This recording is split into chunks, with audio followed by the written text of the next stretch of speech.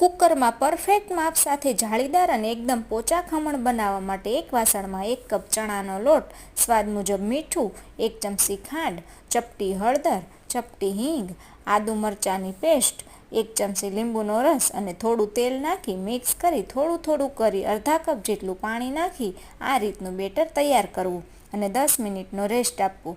પછી બેટરને એકવાર મિક્સ કરી 1 પેકેટ ઈનો નાખી બેટરને સારી રીતે મિક્સ કરી લેવું। પછી ગ્રીસ કરેલી પ્લેટમાં નાખી હવે કુકરમાં પાણી ગરમ થઈ જાય એટલે નીચે એક કાંઠો મૂકવો અને એની ઉપર થાળી મૂકી દેવી અને ઢાંકણ ઢાંકીને સીટી કાઢી લેવી અને ખમણને 15 મિનિટ માટે સ્ટીમ થવા દેવા। 15 જ મિનિટમાં ખમણ સ્ટીમ થઈ જશે તો પછી તેને બહાર કાઢી ઠંડા થવા દેવા। પછી કટ કરી લેવા અને વઘાર માટે વઘારિયામાં તેલ, રાઈ, મરચાના ટુકડા, લીમડાના પાન, અડધો કપ પાણી, થોડી ખાંડ અને લીંબુનો રસ નાખી તૈયાર થયેલા વઘારને ખમણ ઉપર રેડી દેવું।